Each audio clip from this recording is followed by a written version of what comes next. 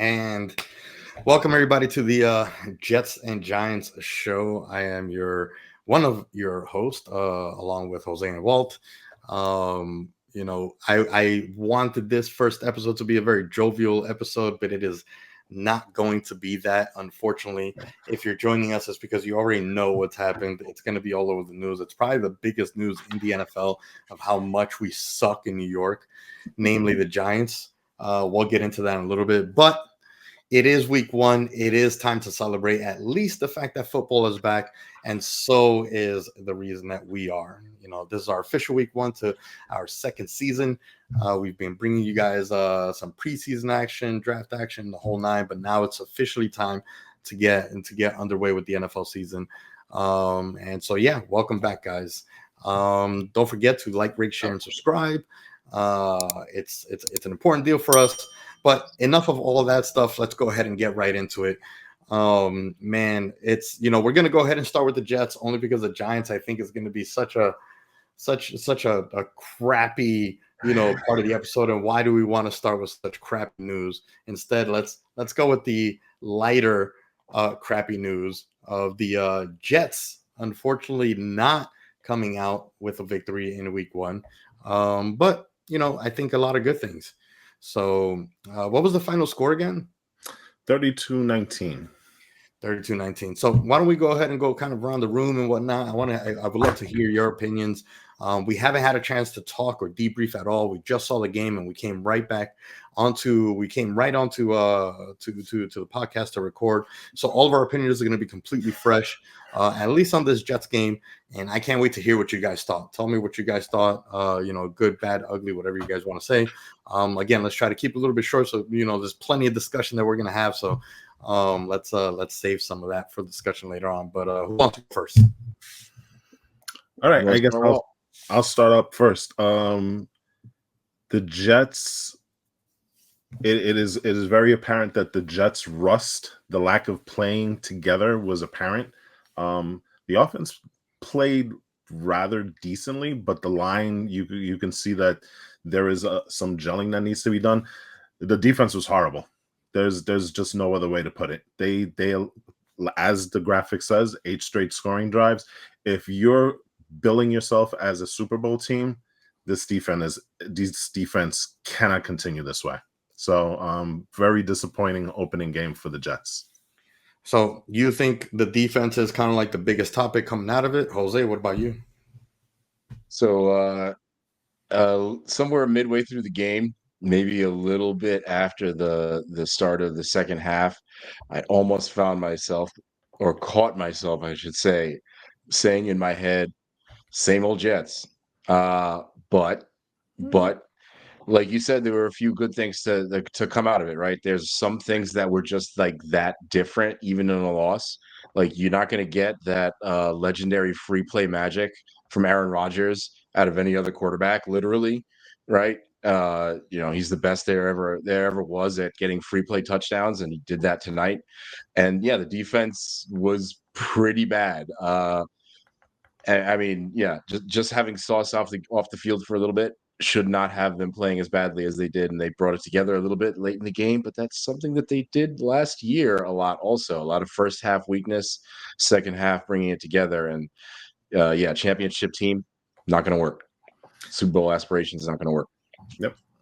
I mean, I think for me the main thing about it is, just it's we've been mentioning it, with the Giants and with the weekend and all the stuff, that this is just these are preseason games for a lot of these teams and stuff.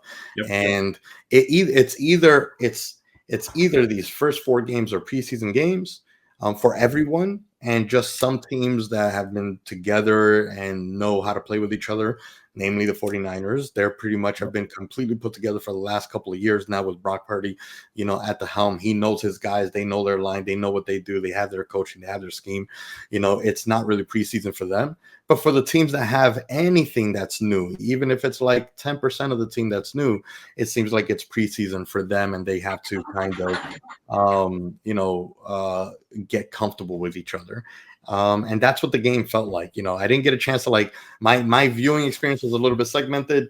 I caught a little bit on the radio. I caught a little bit on TV. I caught most of it, just kind of like cheating on a handheld as I had a bit of a meeting, not too long ago and stuff like that. So I kind of had it like in between my legs down in my seat, and I'm just kind of like looking down as we're talking to watch the game.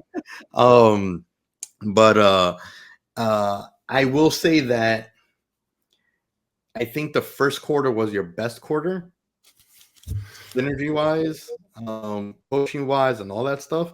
And then after that, it just started feeling like there was a lot of disconnect in a lot of different places. So yeah, why don't we get into the discussion of the differences between the first half and the second half? I think that there was kind of a little bit of a stark difference between the two halves. In the first half of touchdown and had let's see. All right. So I think everyone's back now. We were talking about actually your comments about the first half versus the second half. And I was just talking about how the first quarter, like you mentioned, was the best synergistically, I think was the word that you used actually, quarter for the Jets. And that was reflected in the scoring in that first quarter, right? 7-3 Jets. They got a touchdown. They got a great drive. They got Brees Hall. His first, I think I saw somewhere, his first touch within 5 yards of the opponent's end zone. Or, well, he had one last year, won all of last year, and he had one this year in the first game. So when I say same old Jets, those are the little things that are already a little bit different, right? Even if the second quarter got away from them a little bit and the entire first half as a whole didn't look so good because the second quarter was the most abysmal quarter. They got torn apart completely and nothing was working right offensively, defensively on both sides of the ball, the run game and the pass game at that point. I think that's when Sauce had come out for a little bit. And I think we hadn't really seen Mike Williams in the game very much at that point for whatever reason. And then, like you said, in the second half, it was a little bit of a different story. They still got outplayed, but this is the 49ers we're talking about here. The 49ers have been playing together, like you also mentioned, like you both also made a point to say that. And it's not like it's the preseason for the 49ers in the same way that it is for our teams, in the same way that the Jets looked in that first half versus the more competitive, if still outmatched team that we saw in the second half. So it wasn't exactly the same old Jets, but it was the same old early season rust that you seem to always see from this team. And today, can't get away from it in any other way, right? That starts with 100% Salah and the coaching, because if your team's not ready for week one against last year's NFC champs, what else is there to say for me right now, right? I'll turn it over to one of y'all. you Jose, you mentioned Robert Saleh, and Walt, you're the defense guy and stuff. And considering that, again, it's either, like I said, it's either preseason rust or it's not. Okay. How much is it on Robert Saleh and the defense, considering that's really his main strong suit? I don't want to say it's his only strong suit, but it's his main thing. And the defense was abysmal today, right?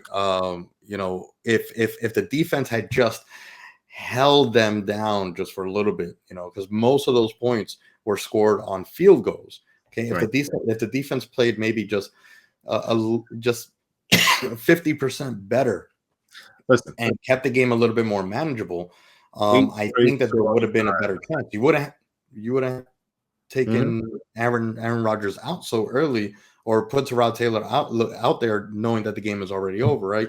Right. 8 straight So scoring drives is not acceptable. I'm gonna put it to you this way, guys. First of all, the tackling was poor.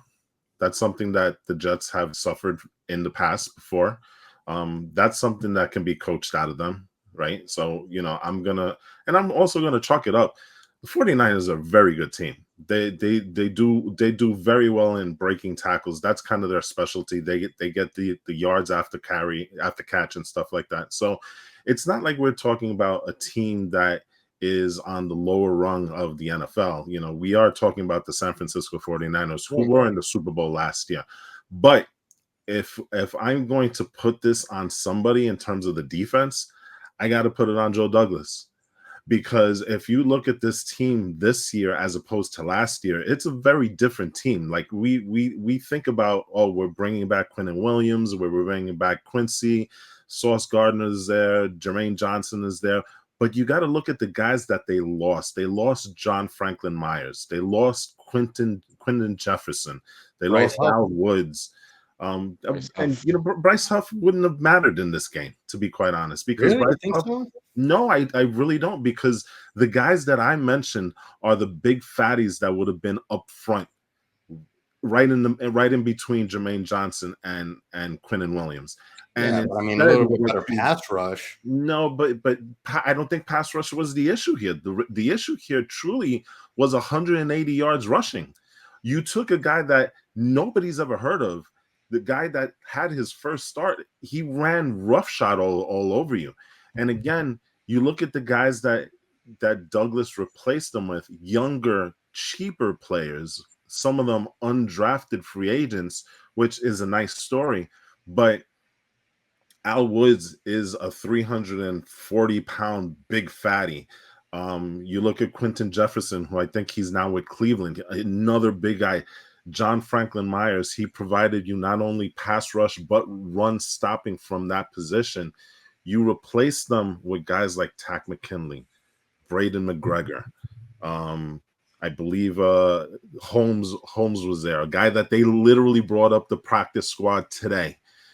I think that's where you have the issue on the defense. That's for sure. Absolutely. I mean, that running game was crazy, but right, exactly. So I gotta put this really really on Joe Douglas here, because the replacements that he brought in for this squad clearly is not up to snuff. Now, again, overreaction Monday, right? Is the first game against the Super Bowl loser and stuff like that. So let's not get crazy, but that's something that definitely is an issue with that defense right now. Right. I mean, you guys are hoping that this is your Super Bowl year, so it cannot be an issue if you hope to be a Super Bowl team, right? Right. You know, like, we can't say that, like, hey, you know, let's not overreact. This is former Super Bowl contenders and stuff. We can't just overreact and whatnot. But if your hope is to be at least the Super Bowl loser, if anything, okay, then you have to play a little bit more up to snuff. That's right. And one thing that I will about it is, you're talking about it's still week one. Right. So they still have the opportunity, especially these players, to kind of grow into it. These are new players that they're playing in this defense for the first time. They're playing with players that they haven't played before. So kind of similar to the offense, where they need time to gel. That defensive line is going to need time to gel also. So I don't think that 5 or 6 weeks from now we're going to see the same type of performance as we did this past Monday, but it's something that has to be looked at. So look, I think that, you know, especially with the 49ers, that, you know, if anything, if this is how they play on week one and does their preseason game, you could point to the fact that, like, most of those scores were all field goals. What happens in week 5 when now they gel a little bit better? You know what I mean? And missing McCaffrey too. Yeah, missing McCaffrey. But I will again point to, and, you know, I do have one question to ask you: Is Brock Purdy still just a game manager? You know, throwing 65% with 231 yards, even though a lot of that was yak, but still, he had some plays out there where he had to escape some serious, you know, pressure and whatnot, was able to free himself, make some moves, make some runs, make some real dotted shots for some good receptions. 231 yards isn't necessarily nothing to snuff at. So so this is why I'm kind of bringing that up, is because I do still think that even though it was the rushing game that killed you guys and your defense today, missing Bryce Huff and then not having the Hassan Reddick situation figured out, I think is going to, I think it's going to really bite you guys in the ass when you start facing teams that have an even bigger passing you know, game. So Jose, how do you feel about that situation? What do you guys think about Purdy? Even though we're talking about the Jets, I am curious to know if he's still just a game manager from your eyes. He is just a game manager. No, I was going to say you're poking at it because you saw I did mention that in the chat somewhere around. Well, I have not read anything in the chat. I literally Well, I sent some you're messages and then ran over. telepathy. You're you're just There like was way too many reading my mind, messages, and I I was like, you guess. know what? Like, I'm just trying to get home as soon as possible so I can. We had our brief discussion in which we both seem to be on the same side of the argument. I still don't believe that Brock Purdy is a game manager, regardless of all the separation that his wide receivers get, regardless of who coaches for him. I think, like you said, he was making some incredible throws on some plays today that were not easy to make. I think there was one where he was backpedaling and he had to throw one to the back of the end zone, if I'm not mistaken, and I think that was the one Ayuk may have dropped. But um, I don't think that Brock Purdy is a game manager. I think that narrative is going to probably die by the end of this season But if he the pass continues to rush, play though, at this same level. He talking didn't have about any the touchdowns, he right? didn't. Again, But that's what I'm saying. That like maybe this is their but version of preseason game one, right? right. I mean, again, without Christian McCaffrey, even though they had a fantastic running game out of what's his name, Jordan Wilson, Yeah, or Mason. Jordan Mason. Mason, Mason. excuse I me, can't Jordan Mason believe got a fantastic running game. 28 carries, 147 yards. Jesus Christ. Yeah, Yeah, it was a fantastic game. if you're gonna build Uh, yourself as a championship defense, you can't allow that. Yeah, you can't can't allow let that. Yeah. somebody that we have never heard of Exactly. Exactly. carry the ball for 28 times for 147 Yeah, yards. he was smashing people. It seems like the undersized thing probably wasn't the best, although he did do a lot of his damage at one point in the second quarter when CJ Mosley was out of the game for a bit. Uh, and then Sauce Gardner, I think, was out of the game at the end of the second quarter, right? So there was a point there where two of the team's best defenders were out there, and the second quarter was when San Francisco went off. So obviously that's a little bit connected too. To Walt's point, still, yeah, the defensive line was counting on Hassan Reddick, and there's already a lot of memes out there with Joe Douglas calling him like right away tomorrow morning to sign him for whatever the hell he Yeah, wants. like I But said, I think I yeah, I thought don't that this think- is probably what Hassan was trying to do. Is Yeah. trying to like wait and see what happens Wait for with the game bus. one and see if Let he me can ask use it you. again. Let me ask you this question: does Hassan Reddick change the narrative in this game? Because I really don't think he does.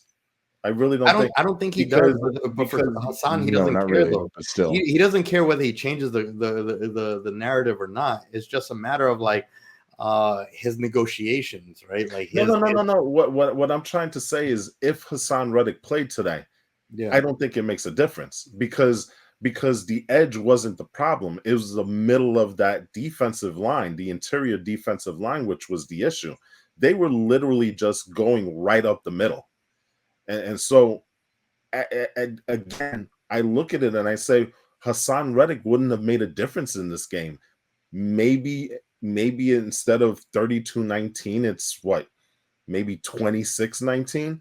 But Well, how many of those rushes were also RPOs? they were literally Not very running, many. dude. They were literally running Inside up zones. the gut. That's all it was. That's Yeah. all it was. So Reddick If doesn't game make a broke, difference in like, this don't game. fix it, right? Reddick doesn't make a difference in this game. He really doesn't. So Well, either way, for Reddick, this is exactly the phone call that he's going to be making. So yeah. Listen, I would actually be looking at bringing back Al Woods. Al Woods is still out there.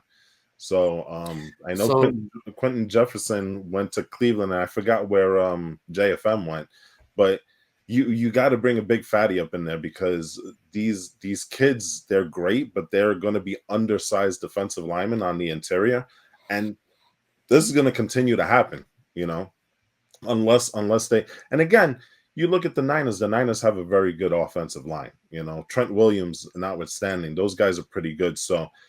But the thing about it is that the Niners have kind of given the playbook to the rest of the league how to beat the Jets. They really, really have. I mean, as long as you guys don't fix what you guys got to fix, yeah, they've given them the playbook. Let's not forget that Trent Williams played this game basically with no training with the team whatsoever. So, but again, this is a team that's been together. Right, I know. So they have that, conditioning, timing, and all that stuff still is an important thing, right? Which is why this and is that's something that the Jets lack right now. I do want to ask. So we already kind of know what we feel about like the defense, the coaching, and all that stuff. I will say before we get into Aaron Rodgers, I will say that I think the play calling was actually pretty good I thought that the play calling was, varied enough, synergistic enough. I didn't find that there were any real crazy, bad, oblivious, play calls and stuff like that. But the caveat is I didn't actually get to pay attention to the entire game, so I let me put want it you guys to tell me. this way: the start of the game literally was run pass, run pass, run pass, run drop pass, run drop pass, run fumble, run drop pass. Well, I mean that I can understand. You know what I mean? We're talking about like let's make sure that Aaron Rodgers comes out of the first drive healthy. I like if I want to make sure that we don't have a repeater last year, I'm like, hey, run that shit. So let me put it to you this way. Let me put it to you this way. Last year, our fourth play was losing Aaron Rodgers. This year, our fourth play was having the ball knocked out of Breece Hall's hands. So we have something about fourth plays in games and run that. You know what I'm saying? Maybe. So, and Breece Hall is a guy that doesn't fumble. So, it's a little weird and stuff. Preseason, right? I mean, if you think about it too, also like, I mean, if that doesn't happen, like this is a completely different game, right? Because that's a whole score. Like even if it was a field goal, that's a whole score that's taken away. A whole bit of time is taken away. It makes a big difference in this game. So a rare Breece Hall fumble early in the game from maybe preseason vibes and rust, which he somewhat shook off by the end of the game. Also, although he wasn't that great. Right. Well, there's something to that too, but I definitely agree with you, Gabe. I think run pass kick in the first quarter was definitely let's not let our quarterback get killed. Yeah, like you did last year. Let's make sure that he makes it to game 2. So, but speaking of running back get killed. Speaking of the man of the hour, Aaron Rodgers. Kind of thoughts on him. Final thoughts on like what you guys saw from him and all that stuff. I know that like in some of the plays that I saw, he showed himself to be, the classic Aaron Rodgers that I don't want to say that we know and love. I've never loved Aaron Rodgers, but he's all right. Everybody, the reason that he's here. Okay. Right, exactly. And there has been times where it's like, hey, this is kind of Aaron Rodgers is a little bit maybe getting in that older phase, drop like balls a little bit low. I can't say really inaccurate and all that, but he didn't have a lot of passes, to be honest with you. If I take a look real quick, let me just he had 21 attempts for the entire night, so 21 on the screen. I didn't see that. Sorry. He had 21 attempts on 60%, I think just about 61% completion rating with 167 yards. He did have a touchdown. He did have an interception. I didn't see the interception. So I would love for you guys to walk me through that. But overall, what did you guys think of Aaron Rodgers' first official performance after 18 long, agonizing roller coaster months of trying to get Aaron Rodgers in the green and trying to get him out there in a game? What did you think, Jose? You have your hand up, so why don't you go first? I'm going to make it brief, and I'm going to turn it over to Walt, and then he can turn it back over to me for some deeper thoughts. But I'll put it to you this way. He played well enough tonight that if the defense actually did what the defense is supposed to do, this is a contender. That's how I feel. Yeah, I agree with well that. Enough. Well enough. And again, 13 points is well enough. I gotta ask. Well, I'm gonna expand on it, but I want to let Walt kind of jump on this with his thoughts. I think I just want to like tease you with 13 that for a second. Again, I'm not really counting that garbage time touchdown. 13 points sounds like the Jets all season last year. Here's what I'm going to say about this, and I'm gonna put it in the easiest way possible. Again, we're back in preseason with the Jets.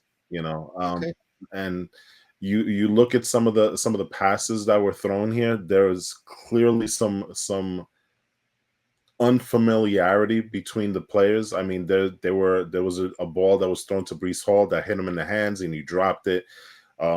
You had mentioned this before, the Allen Lazard drop.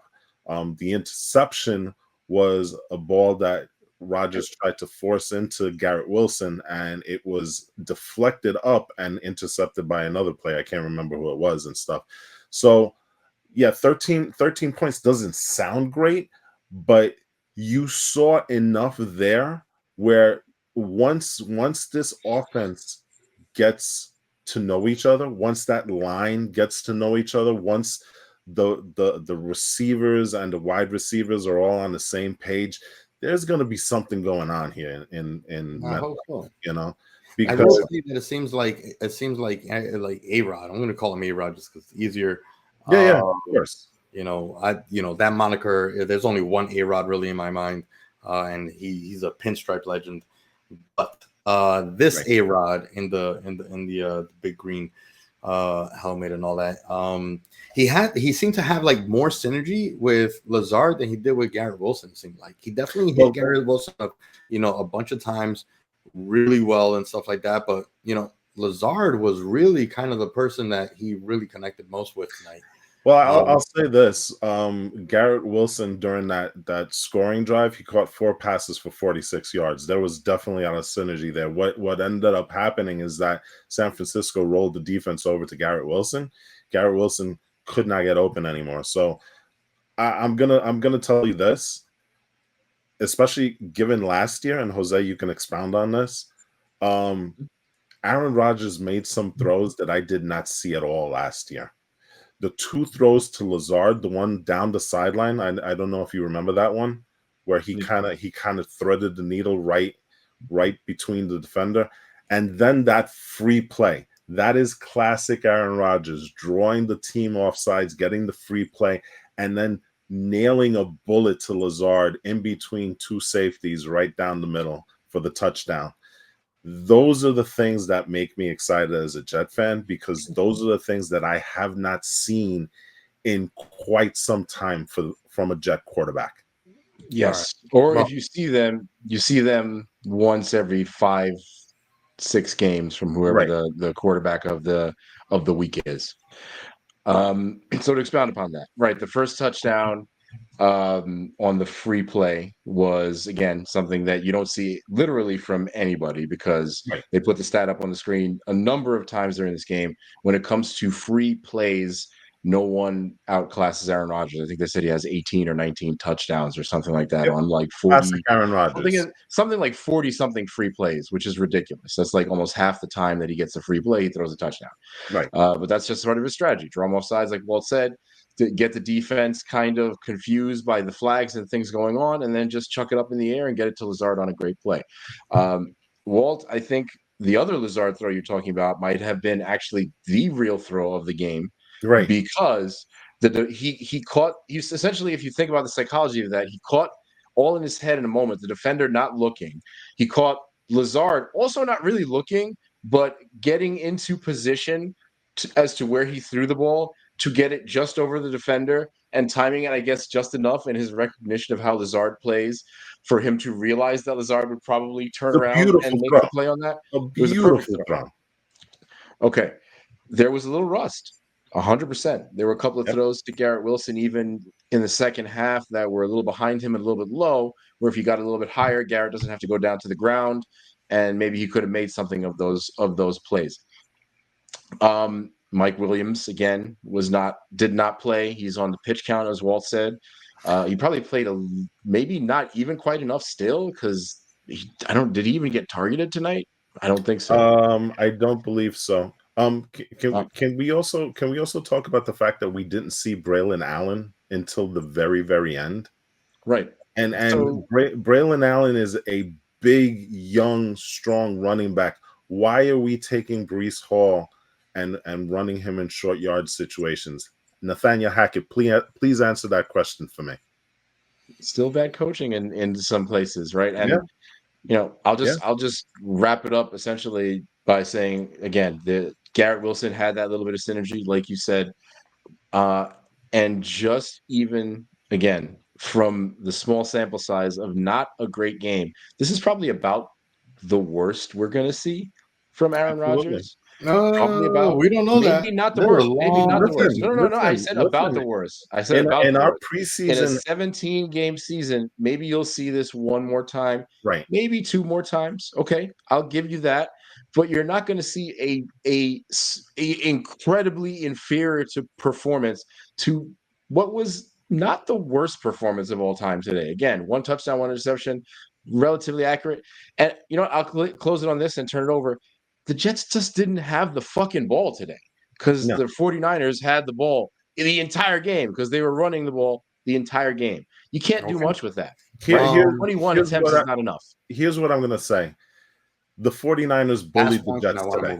Yeah, the 49ers bullied the Jets today. That's short and simple. That's all it is. You know what? Next week we got the Titans. I guarantee you're not going to see this type of thing.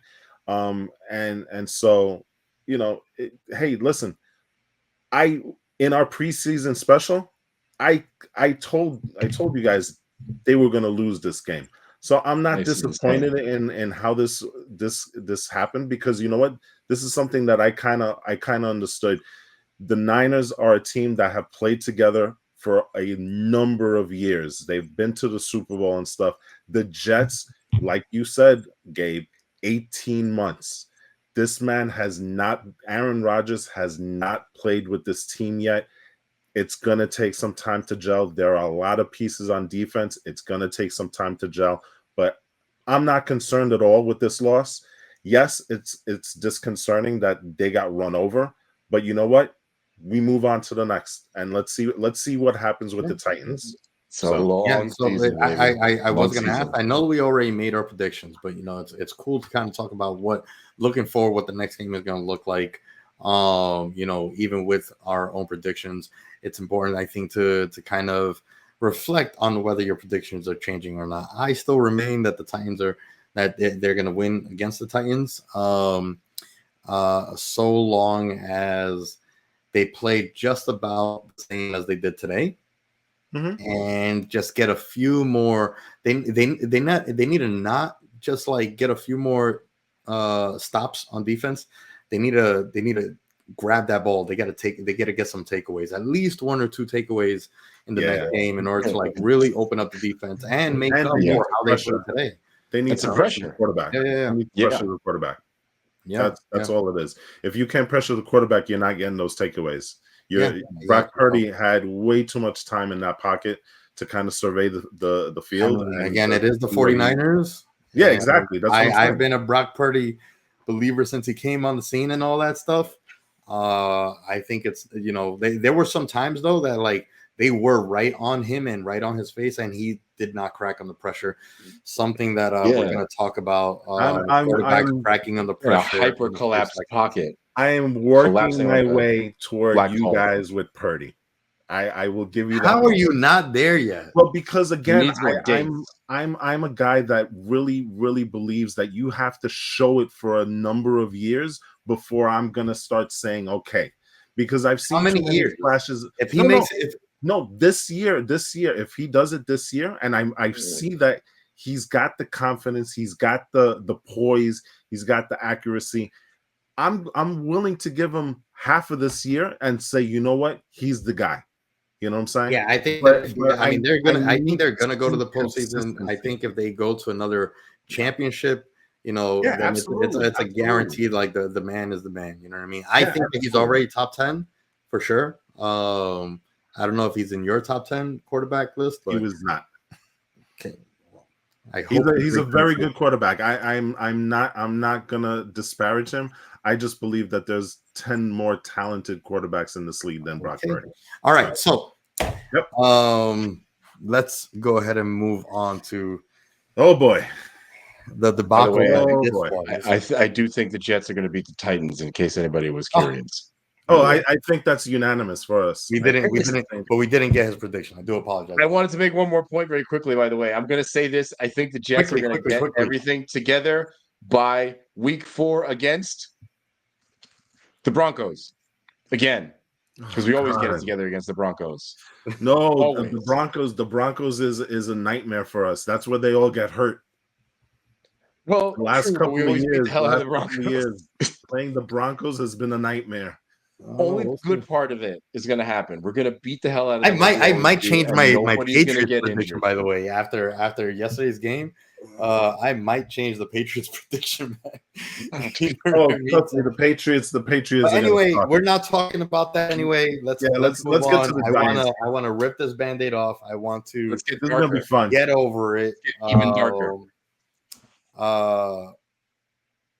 Gabe, how you feeling? Yeah, get your thoughts out first. So How you feeling, Gabe? Actually, what's funny? I wanted to wear the Giants jersey today. What It's a happened? Jones. I have a Jones jersey, right? But like it's in the wash, and I didn't realize it's in the laundry and all that stuff. So You're gonna lose it?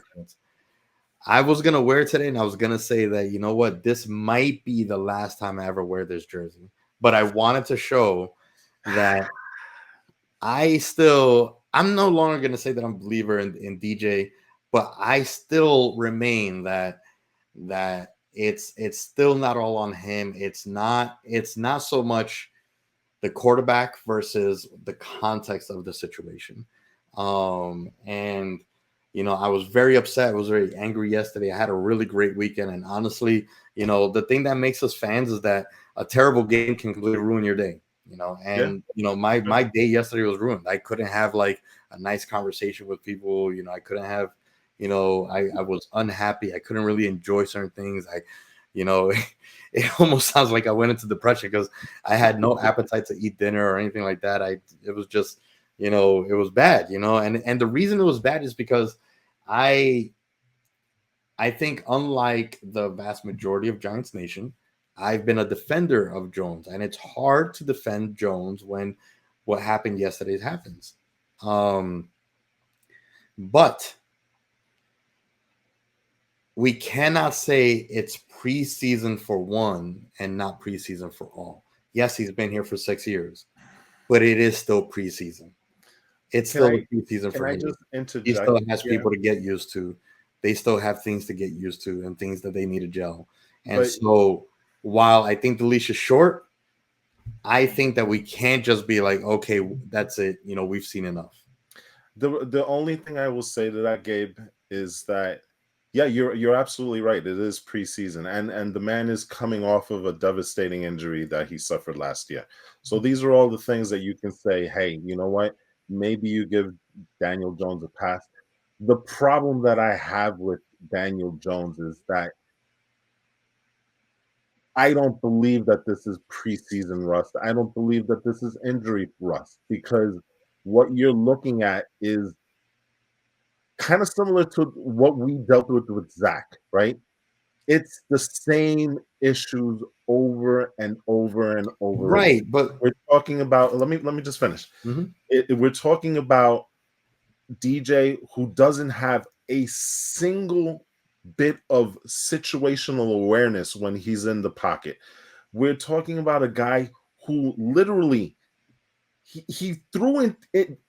It was literally right there. You cannot, on those 2 interceptions that he had, those were unconscionable. Those are the type of interceptions that I expect from a Bo Nix, from a Jaden Daniels, from a rookie. Because first of all, on the screen pass, as a 6-year quarterback, you have to know where the defense is. And part of the screen pass is where the outside linebacker allow the defense to come to you and shoot it above. He didn't do that. And on the other one, which I don't even know who he was throwing to, but there were 3 people in his vision. And the damning thing is that they showed the shot from behind, and there is no way possible that DJ could have not seen that he was throwing into triple coverage. And so, you pair that with you pair that with the fact that he always finds a way to sack himself. He's leading the league in that stuff. Understand. And the thing is, I'm not trying to be. These are all situational awareness. I understand that as a 6-year player, you should not be doing at this point. That's my point. So there may be some rust, And yes, he's coming off of injuries, but you know what? A lot of this stuff is mental stuff that he has not learned. That's absolutely and true. continues to do the same thing over and over again. Now, I will say this. He may be suffering from David Carr syndrome, okay?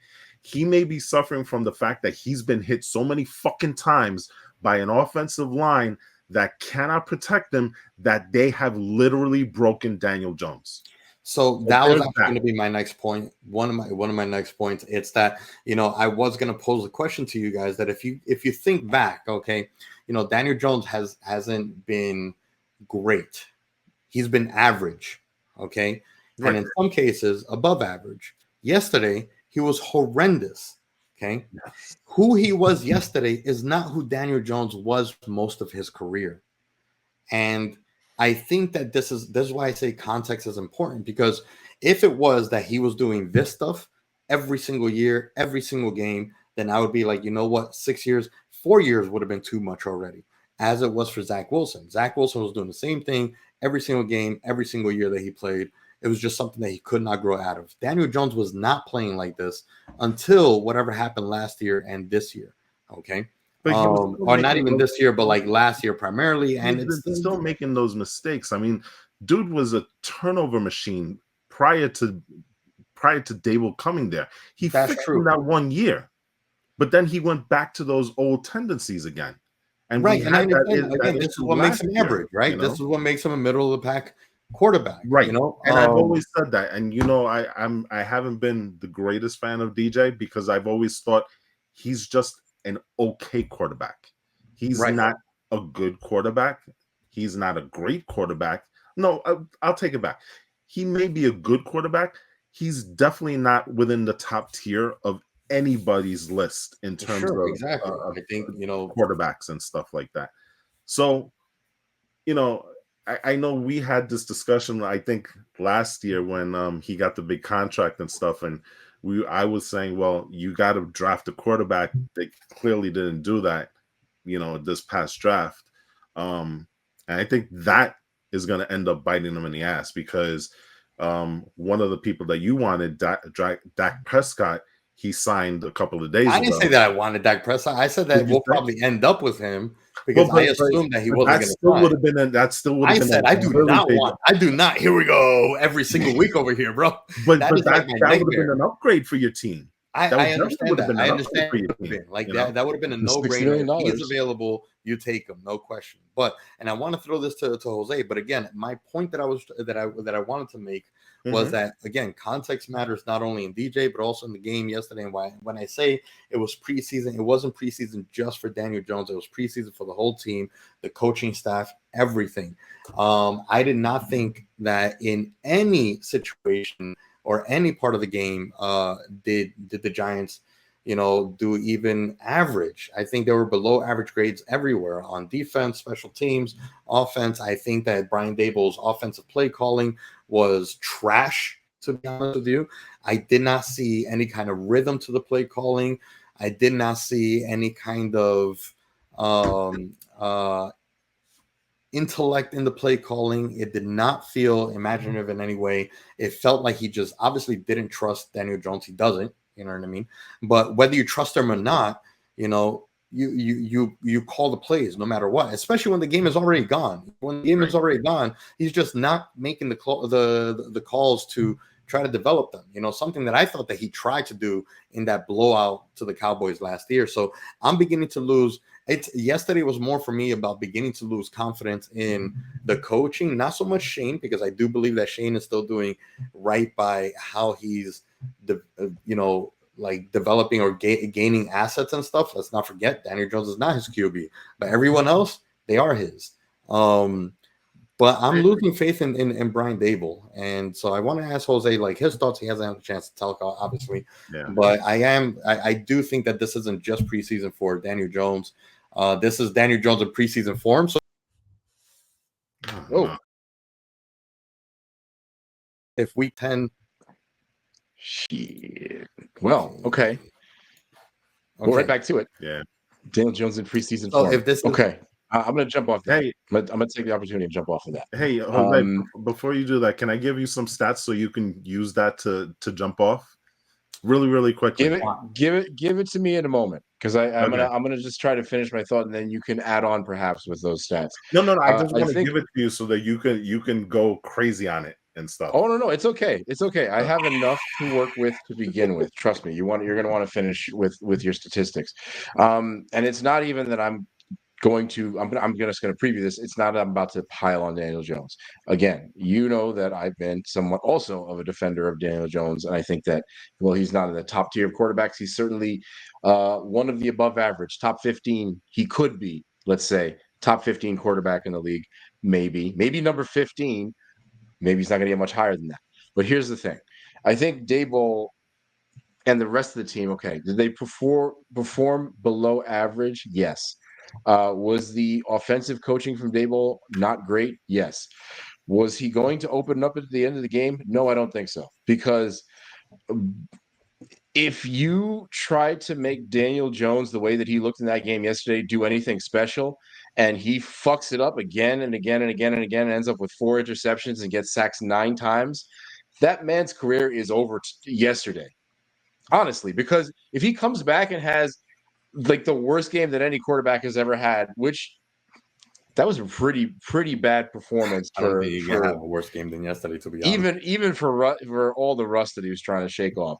Right. And again, like, I always make these comparisons like it's a video game, because I played a little bit of like football, like tackle football with friends in high school. Walter's the one with more actual experience with the pads and all that. Even playing Madden, if I see a linebacker rushing on one side of me, I'm gonna touch pass it in there instead of trying to zip it to whoever the hell my receiver is that I see that I have open on that side. That's like high school football 101. This is year 6 for an NFL quarterback. This is year 6 for an NFL quarterback. That play was damning. That play for me alone was damning. Did you see the reaction? Did you see the reaction of the defenders? There was literally a guy that said, "Oh my gosh! Like, how did this happen?" Like, yeah, they did a Will Levis. They were walking out, going, they did a Will Levis. How? And I mean, again, yes, they did not give him a whole lot of help, but even with rust, even with like the preseason aspect of it, when your mistakes are not physical, which is what you more expect from not being able to play in the preseason, but mental, and several mental mistakes that have been an issue for your quarterback over his career. That's where I'm having a problem, because rust, no matter what, you need to be getting over these things that have been a problem for you in year 6. The happy feet, the stepping in the wrong direction in the pocket, it was really bad. Again, I mean, like, this is, again, I go back to context, okay? Because if Daniel Jones wasn't the player that we saw yesterday in the majority of his career, and we can point to, how, basically last season might have broken him mentally, can't that be something that he needs to still work through? No, he can't. He can't. I don't see. It's just that every bad trade of his was all put into yesterday's game. Every single bad trait that he has as a quarterback was in yesterday's game, and not a single good one, because his running game was okay. Here's the issue. That's a problem. Here's the issue. And yeah, your stat. Yesterday's game, you can't blame it on the offensive line. And this is where these stats are going to come from. This is from PFF. Daniel Jones he was pressured on 18 dropbacks yesterday. PFF had him responsible for almost 40% of those pressures on him. Right, I know. Because wait, let me finish. Okay, that's the 3rd highest in the NFL. Okay, his offensive line, which we were saying, that's all the reason why. His offensive line did not play bad yesterday on Sunday. His offensive line was responsible for 50% of that. That ended up being the 2nd lowest rate in the NFL. On top of that, and this goes back to Daboll and you losing confidence in Daboll. Daboll said I don't know if it was in the press conference or in something that he had today and whatever. He said that there were opportunities for him to go deep. Like, he made those calls to go deep. Daniel Jones chose not to do it. And there's a reason why. Wait. Here's the other thing.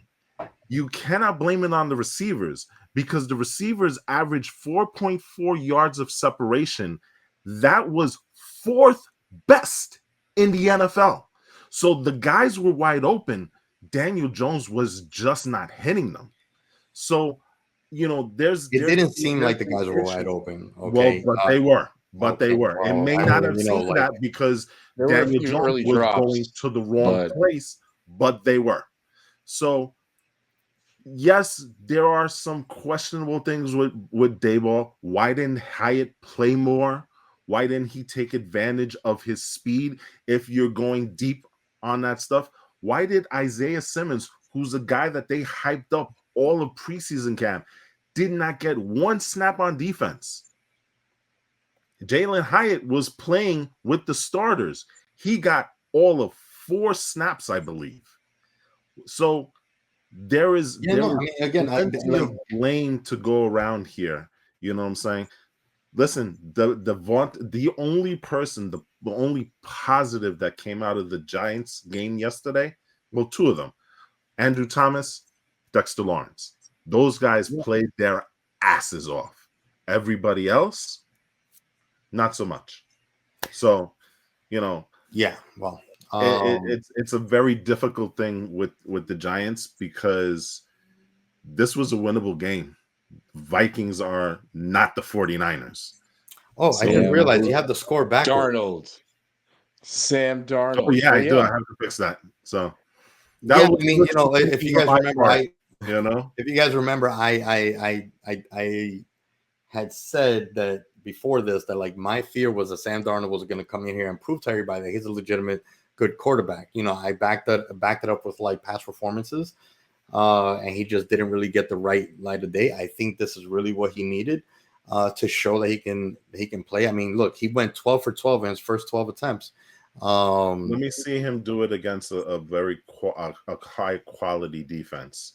Because I mean, Dexter Lawrence was the best in the league this year, yesterday in the entire league. No, but he didn't get pressure from anybody else.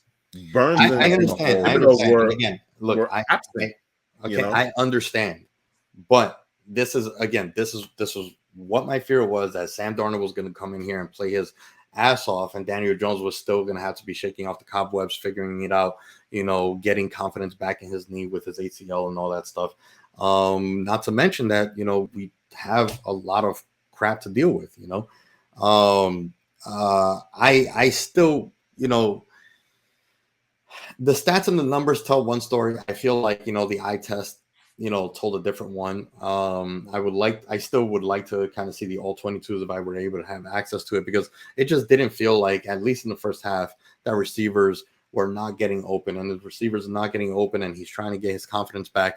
It's harder for him to get his confidence back. Again, I'm not trying to be a Daniel Jones apologist, but I am a big time believer in context, right? If we just look at numbers without context, then the numbers can, say one thing while the story says another. Okay. Numbers say that the Jets game was closer than what it really was. But if you look at the context of when they scored that last touchdown, that got a little bit closer, you would see that it doesn't actually matter, So I think that we need to kind of take context into play here. And the point I was trying to make at the very beginning was that, like,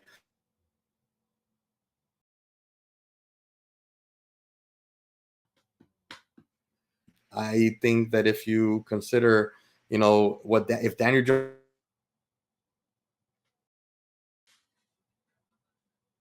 for preseason form, Daniel Jones. So I just hope that it isn't. We lost you a little bit, but I think you were saying something about preseason form. Yeah, Daniel Jones. Technical difficulties today, y'all. Yeah, your Wi-Fi is acting super weird. So, at least from our perspective, I don't know, but yeah. Well, anyways, yeah, no, my point was just that, like, if midseason form Daniel Jones is average at best, then this tracks for being preseason Daniel Jones. I just hope that this isn't also midseason form for the rest of the Giants. When does he get it together? Because Y'all have the Commanders, the Browns, the Cowboys, the Seahawks, the Bengals, Yeah, the no, I don't know when Eagles, he gets it and the together. No, my Steelers. thing is like I hope that the rest of the team gets it together. I hope that Dable gets it together with like what the identity of the offense is going to be, even with Daniel Jones, because if last year when we did have Saquon did I can't recall Saquon being that great. He had, I think, a couple really good games, but so did Daniel Jones, and then the rest of the season was terrible. And then we have the Singletary and whatnot, who is, still a great running back, but it just feels like we can't get anything going with our running back room either. At least after this first game. So I think it's going to be from the coaching standpoint, they need to get it together to kind of make up for the holes that we have. Let's not forget that right now the only person that's not Dable's guy is Daniel Jones. Everyone else now is Shane and Dable. Let me ask you a question. Yeah, what go ahead. What is your leash for Daniel Jones next week against the Commanders? If the first half, I give him one half, really, and that's not give for him the one season, half. not for the season, but only again under context. If the first half looks like, if the whole first half looks like this game, yeah, you set him down, because that just means that he doesn't have confidence in his knee, or he doesn't have the confidence in his head. Maybe we thought that he was going to be ready and he's not. Remember that we weren't even sure if he was going to be ready for week one. He was only ready for week one because he fought to be ready for week one. By all expectations, they thought that it was going to be till week 5 or 6 that he was going to come back.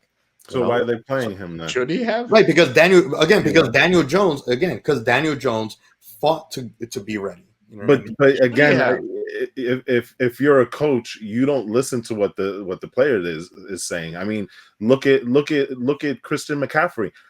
I suffered him because he was on my fantasy roster. I heard the entire week how Christian McCaffrey said he was good. He was good. My thing is good. And then Shanahan said, "Yeah, you're not good. You're sitting." Yeah, okay, but then that's the thing. So like I don't think that he listened to Daniel Jones. I think that he saw preseason, okay, and out of the 3 quarterbacks, Daniel Jones was the best in preseason, in practice and everything. They are playing with the card that they're dealt. I don't think that it was just like, hey, Daniel Jones said, "Hey, coach, I'm ready to start," and they just said, "Okay, no worries, we're going to put you in." They went with what they saw that was best out of the QB room, but what we saw in practice and what we saw from all the quarterbacks in practice preseason obviously wasn't enough. This does go to show that, like, if you're not going to actually play preseason, don't play it at all. Then it doesn't make sense, because if we have to have these first 4 games of the season be the preseason, then let that just be the preseason. You know what I mean? So that we can stop, fantasizing about what the season is going to look like after the preseason games and all that stuff. Because then this is what happens, right? We go into this first game, and out of this first game, the shit that we saw with Daniel Jones, now for Daniel Jones, it's bench him next week right away. We don't want him. But for the rest of the league, oh no, it's preseason.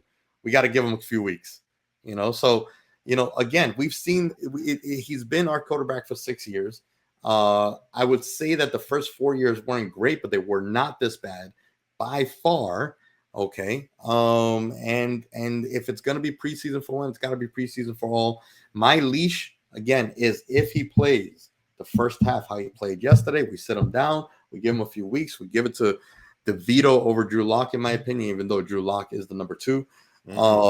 But I think that, whatever quarterback we give it to, if defense doesn't get it together, with Bowen's new defensive scheme and everything, if the offense play calling doesn't get it together, then it doesn't matter who we put back there, to be honest. Mike Kafka is probably like, smiling. He's the only person happy in the organization. He's like, "Oh, you wanted to take play calling away from me? Go ahead. Let's see what happens." So yeah, it's not a good situation over there in the other locker room in MetLife. DJ is kind of the quarterback. If you want to talk about the preseason comparisons right now, you're renting him a half at a time, almost. If he doesn't have a good half, he gets benched. That's almost how it's going to be for the next few weeks, until Daboll either is forced to make a decision or Daniel Jones forces him to make it. one way or the other. He's the kind of guy you're renting for a game to Well, see what he can do. I don't know. And if he does Again, well, I still don't. I you rent still him for don't think another it's half. only on the QB and the offense because I'm looking at the banner right now. That's not what I'm saying, but that's where he's at. I know. I I'm mean, just saying, like, it's look, not just on him. that's the DJ situation is so under such a microscope that we don't talk at all about how bad Thibodeau and Burns played yesterday. Well, and that has a trickle down effect, because if Thibodeau and Burns aren't doing their jobs, that exposes that young secondary that you have. That secondary did not play well. Yeah, I mean, and we already knew going into the season that our secondary was the worst part of our defense. Right. Our secondary looks, those guys. Our secondary looks very high level. All right. So do you guys want to do predictions for the Commanders? This is the game that I think that's got to be like, this, it sucks because usually there's a game midway through the season that's a get right game. Unfortunately, we're at that get right game already in the second week, and I think that it has to be the get right game because historically Daniel Jones has owned the Commanders. The Giants have owned the Commanders. We have to win this game. If we lose this game just on optics, on the fact that we went from owning the Commanders to getting destroyed by the Commanders, I don't know how anybody has a job at the end of the season that's here. So yeah, I think this is that rare game in week 2 where it's a must win, which is strange to say, but game 1 was a must win.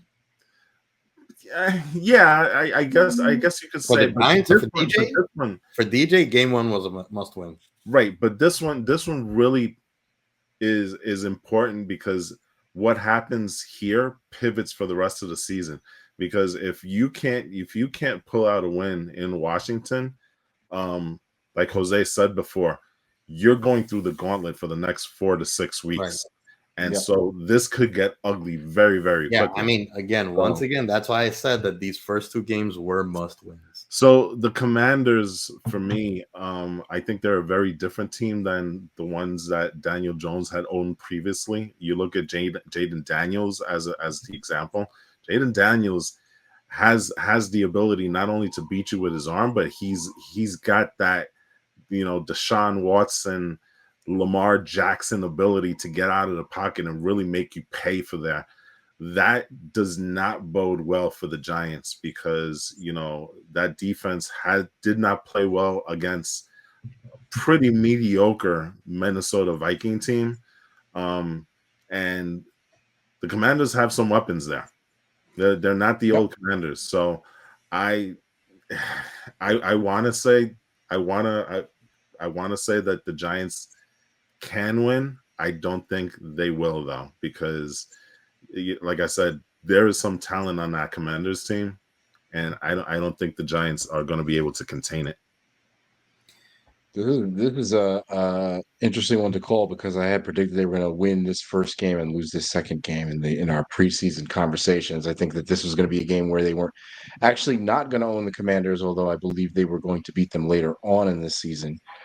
I think, it's still going to have to be a game where, unfortunately, I think they're going to lose because Jaden Daniels was the best first round rookie quarterback this first week. He didn't have a great game, but he was better than Caleb Williams. He was better than Bo Nix. He was better than Daniel Jones. He was better than just about everybody else that you could think of. Joe Burrow. He had a solid game. All right, he's better than Joe Burrow. And didn't get his best receiver involved. The Commanders have Austin Eckler now. All right, he's a little bit older, he's a little bit wiser, but at the same time, that's another great option that they didn't have last year. They have Zach Ertz, who's another solid, again, decent option on offense. I think they still might lose this one, and it pains me to say that because by the time they look up and see the Commanders again in what might be hopefully their mid-season get-right game after winning a few games, after this stretch and after this first game, we need to see something big in week 2, I think. You need Yeah, to I see mean, something. we'll see. I think that I think that the defense is going to come out right next week. I think that the Jaden Daniels has his arm. We're gonna have to force him to throw more than anything, which scares me considering our secondary. But I think that Kayvon Thibodeau, and obviously Spider, I think that they're gonna come out and try to erase the narrative about them out of week one. Again, there's almost no narrative about them because of Daniel Jones. But for them, I know how much of competitors that they are. That they are not going to. That they're going to come out here with a fire, and I think they're going to put a lot more pressure and defense overall. I think is going to be up. And I just think that maybe from a offensive play calling standpoint, that we have a good, at least maybe a good outlook on how to beat them. Like in fights, it's all about like styles make matchups, and maybe if we look at this like Dable style versus the Commander style, it may be a good matchup for them and stuff. So we'll see. Again, my confidence has been shaken, everywhere. Obviously, especially on DJ. But where I felt super, super confident on Dable, I was so happy that he was taking over the offensive play calling and stuff. I did not expect the offense to look the way that it did yesterday. So I'm very fearful. So I have a zero confidence right now in my team, which sucks. So anyway, I think that's gonna do it for us. Once again, thank you guys for joining us all the way to the end. It's been cool. This I think is the best part of week one is getting together with you guys to shoot the shit and feel like a Jet fan. But your narrative this year is what our narrative was last year. Exactly. So welcome to that. This is like you guys said, like in I think early on in the game. I think I'm sure that the sentiment hasn't changed, but you guys said this is what it feels like to have a good quarterback. Yeah. I was like, is this what it feels like to be a Jet? Butterfly meme with the cap, with the Jets cap on, right? So, the anime butterfly. Anyway, let's call it a night. Until next time, go Giants. And go Jets. Peace out, Go guys. Jets. Thank you. Go Jets. Peace out.